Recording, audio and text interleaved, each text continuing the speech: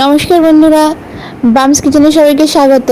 আর আজকে বামস কিচেনে বানিয়ে দেখাচ্ছি নিম পাতার একটা রেসিপি। গরমের সময় কিন্তু মাঝে মধ্যে নিম পাতা খাওয়া শরীরের পক্ষে খুবই উপকার। আর নিম পাতার গুণাগুণ সম্পর্কে নিশ্চয়ই কাউকে আর জানানোর আমার আর প্রয়োজন নেই, কারণ সবাই কম বেশি জানে নিম পাতার গুণাবলী। তো আজকে আমরা কতগুলো নিম পাতা গাছ থেকে পেড়ে নিয়েছি, আর নিম পাতাটাকে আমরা যেমনভাবে আর কি খাই সেই রেসিপিটাই আর কি শেয়ার করছি। প্রথমে নিম পাতাগুলোকে ভালো করে বেছে ধুয়ে রেখে দিয়েছি একটা বাটিতে একটু জল ঝরানোর জন্য। তো জলটা একটু ঝরে গেছে, এবার কড়াইতে দিয়ে দিলাম সর্ষের তেল। আর তেলটা একটু গরম হলে এবার এর মধ্যে দিয়ে দিচ্ছি নিম পাতা।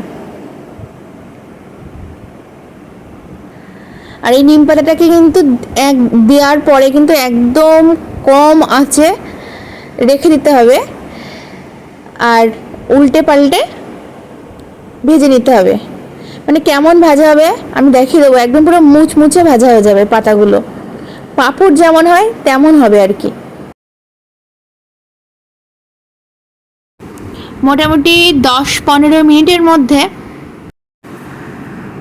এগুলো মোটামুটি ভাজা হয়ে যায়। 10 মিনিট মতোই লাগে।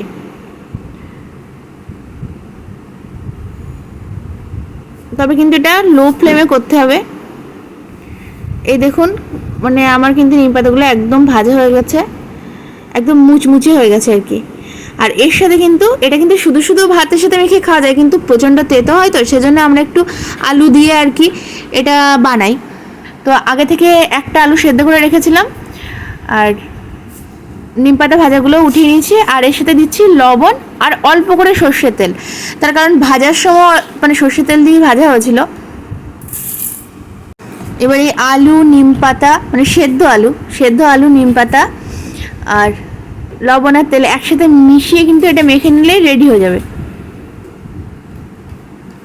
দেখুন, নিম পাতাগুলো এতটাই মুচমুচে ভাজা হয়েছে যে এরকম হাত দিয়ে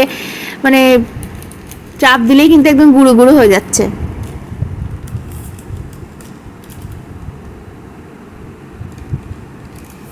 এবার ভালোভাবে কিন্তু মিশিয়ে নিলে এটা হয়ে যাবে। আর এটা হাতে মাখলেই আর কি বেশি টেস্টি হয়। তেতো হলে কি হবে, এর কিন্তু একটা সত্যি আলাদা রকম টেস্ট আছে, না খেলে বুঝবেন না। এটা কিন্তু মাখিয়ে রেডি হয়ে গেছে। আর এটা সব থেকে ভালো খেতে লাগে হচ্ছে গরম ভাতের সাথে। আর গরমের দিনে কিছুতেই আর কি মুখে রুচি থাকে না, এই নিম পাতার এই ভর্তা বা এই মাখাটা কিন্তু খেলে মুখে রুচিটাও বাড়ে। আর শরীরের জন্য তো সত্যি খুবই উপকারী নিম পাতা। তো এটা রেডি, এটা আমরা গরম ভাতের সাথে পরিবেশন করব।